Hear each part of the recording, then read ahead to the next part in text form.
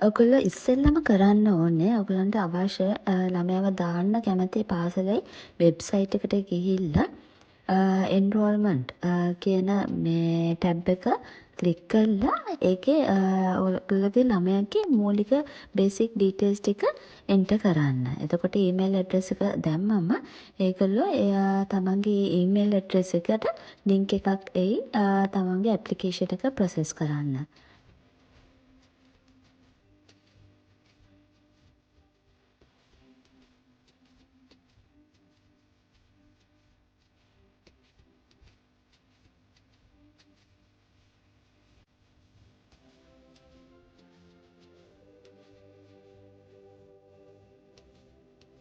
ඒකේ එන්රෝල්මන්ට් එක ක්ලික් කළාම ඒකේ එනවා ඉන් සෝන්ද අවුට් ඔෆ් සෝන්ද කියලා. එතකොට අපිට අපේ ඇඩ්‍රස් එක ගහලා බලන්න පුළුවන්.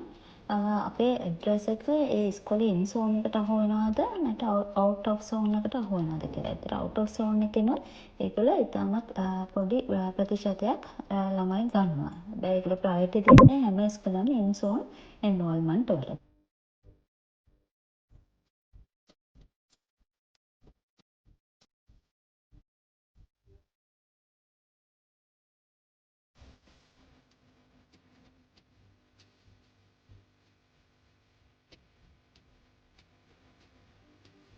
ප්‍රධාන වශයෙන් ඔයගලන්ට මේ මම මේ සඳහන් කරලා තියෙන ඩොකියුමන්ට්ස් ටික තමයි ඕනේ ළමයාගේ ඇප්ලිකේෂන් එක අප්ලෝඩ් කරනකොට. ඉස්සෙල්ලාම ඔයගලන්ට මේ සර්ටිෆයිඩ් බර්ත් සර්ටිෆිකේට් එකක් ඕනේ. ඒකේ කොහෙවත් සඳහන් වෙලා නැහැ මේ කොහෙන්ද සර්ටිෆයි කරන්න ඕනේ කියලා. හැබැයි මොනවා හරි විදේකින් ලංකාවෙන් හරි එක ෆොරින් මිනිස්ට්‍රි එකෙන් හරි ඔයගොල්ලෝ ළඟ තියෙනවා නම් සර්ටිෆයිඩ් බර්ත් සර්ටිෆිකේට් එකක් ඒක හොඳටම ඇති. ඊට පස්සේ කලින් පාසල් ගිය මේ ප්‍රගති වාර්තාව ඒ කියන්නේ රිපෝට් එකේ ඔක්කොම පේජස් ටික ප්‍රධාන වශයෙන්ම අන්තිම අවුරුද්දේ රිපෝට් එකේ ස්කෑන් කරපු කොපි එකක් ඕනේ. තව ඒ ළමයාගේ පාස්පෝර්ට් එක ඕනේ. මේ පාස්පෝර්ට් එකයි අනිත් එක තමයි අපි හිතමු එයාගේ වීසා කොපි එක තියෙනවා නම් මේ නිව්සීලන්ත ආපු වීසා කොපි එක ඕනේ. තව මේ අම්මගේ තාත්තගේ පාස්පෝර්ට් කොපීස් ලෑස්ති කරගෙන තියාගන්න. තව ඕගොල්ලෝ මේ නිව්සීලන්ත වලට ඇවිල්ලා එම ගෙදර ඉලෙක්ට්‍රිසිටි හරි එක්කෝ අර බ්‍රෝඩ්බෑන්ඩ් බිලක් ලෑස්ති කරලා තියන්න. ඉතින් ගොඩක් වෙලාවට ආපු හැටිම ඒ බිල හම්බෙන්නේ නැහැ. මට නම් සති දෙකක් ගියා ඒ බිල ලැබෙන්න. ඉතින් සමහර අයට මාසයක් යන්නත් ඉඩ තියෙනවා. ඒක නිසා මේක බලන්න. මොකද මම නම් මගේ බිල පරාක්කු වෙන නිසා මම ඉස්කෝලේට කිව්වම ඒගොල්ලෝ කිව්වේ තව ටික කාලයක් ඉඳලා බිල අරගෙනම ඒක අප්ලෝඩ් කරන්න කියලා. ඉතින් මට සති දෙකකින් හම්බ වුණ නිසා මම ඒ බිල අප්ලෝඩ් කළා. ඉතින් සමහර අය මම දන්න අය ඉන්නවා ඒ ඉස්කෝලවල ප්‍රින්සිපල්ට එක කතා කරගෙන පැමිණිලි කරගෙන තියෙනවා ළමයා දාන්න බිල හම්බුන හැටි ඒක අප්ලෝඩ් කරගන්න. හැබැයි මට තේරෙන දෙයක් තමයි මම ඒ ඇප්ලිකේෂන් එක ෆෝම් එක ෆිල් කරනකොට ඒ බිල අප්ලෝඩ් කරන්නේ නැතුව ඊළඟ ස්ටේජ් එකට යන්න බෑ. මොකද ඒ පිටුවේ තියෙනවා ඔක්කොම අප්ලෝඩ් කරන්න ඕන ඩොකියුමන්ට්ස් ටික. එතකොට ඒක ඩොකියුමන්ට් එකක් හරි අප්ලෝඩ් කරන්නේ නැතුව ඊළඟ ස්ටේජ් එකට යන්න බෑ. එතකොට මම දන්නේ කොහොමද සමහර අම්මලා තාත්තලා කතා කරගෙන එහෙම කරන්නේ කියලා. ඒක නිසා කොහොමද බිල මේ ෆස්ට් බිල හම්බුන හැටිම ඒක මේ ඩවුන්ලෝඩ් කරලා තියාගන්න ඒක මේ වෙබ්සයිට් එකට අප්ලෝඩ් කරන්න. අනිත් එක තමයි ටෙනන්සි ඇග්‍රීමන්ට් එක ඕනේ. ටෙනන්සි ඇග්‍රීමන්ට් එකේ ඔක්කොම පේජස් ටික print out අරගෙන තියාගන්න.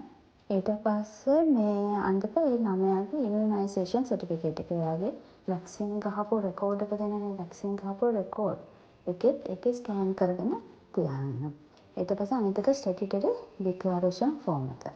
එතකොට මේ ඩොකියුමන්ට්ස් වලින් ස්ටැටියුටරි ඩික්ලරේෂන් ෆෝම් එක JPට කියලා අත්සන ගහගන්න ඕනේ. එතකොට JPට ළඟ යන වෙලාවට ඔයාලට හදිසියේවත් ඔයාලගේ මොකද මේ බර්ත් සර්ටිෆිකේට් එක මේ සර්ටිෆයි කරගෙන නැත්තම් ඒකත් අපිට බර්ත් සර්ටිෆිකේට් එකත් ඒ වෙලාවට ගෙනියන්න පුළුවන්.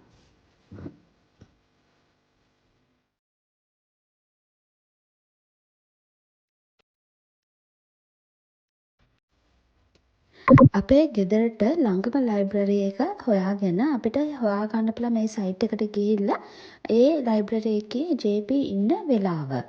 එහෙම නැත්නම් අපි හිතමු අපි සිටි එකට යනවා කියලා.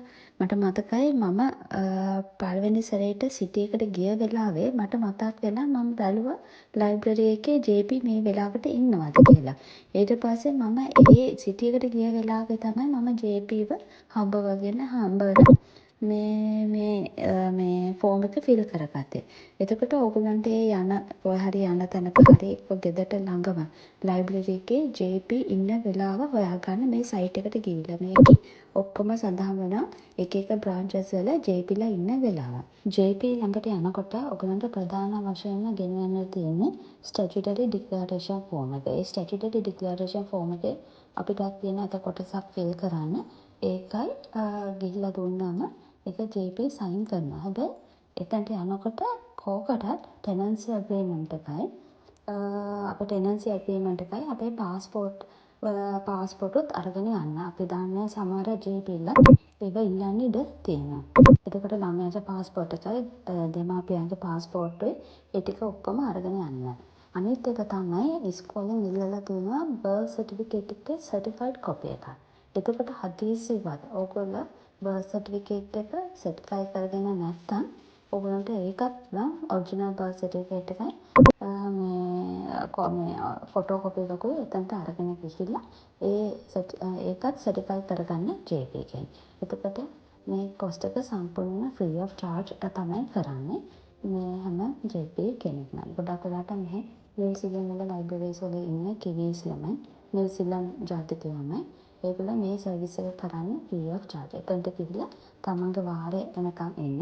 ඊට පස්සේ එතනට අර ස්ටැචුටරි ඩික්ලරේෂන් ෆෝම් එක බර්ත් සර්ටිෆිකේට් එකේ ඔරිජිනල් එකයි බර්ත් සර්ටිෆිකේට් එකේ මේ ෆොටෝ කොපි එකකුයි දෙන්න. හැබැයි කෝකටත් එතනට යනකොට තමන්ගේ පාස්පෝර්ට්ුයි මේ ටෙනන්සි ඇග්‍රීමන්ට් එකයි ගෙනියන්න. සමහර වෙලාවට එක ජේ.පීලා ඒව ඉල්ලන්න ඉඩ තියෙනවා. ඒගොල්ලන්ට පදිංචිය සනාථ කරන්න එක්කෝ ආපු විදිය බලන්න. තවත් හොඳ වීසා කොපි එකක් අරගෙන යන්න. මොකද මම ගිය මේ ලයිබ්‍රරි එකේ හිටිය ජේ.පී නම් ඒව ඉල්ලුවේ නැහැ. එයා මේ බර්ත් සර්ටිෆිකේට් එකේ ඔරිජිනල් එක බලලා ෆොටෝ කොපි එක සයින් කළා. ස්ටුඩන්ට් ඩික්ලරේෂන් ෆෝම් එක ෆිල් කළා. හැබැයි ඒකට එයා පාස්පෝර්ට් කොපිය ඒක බලුවා.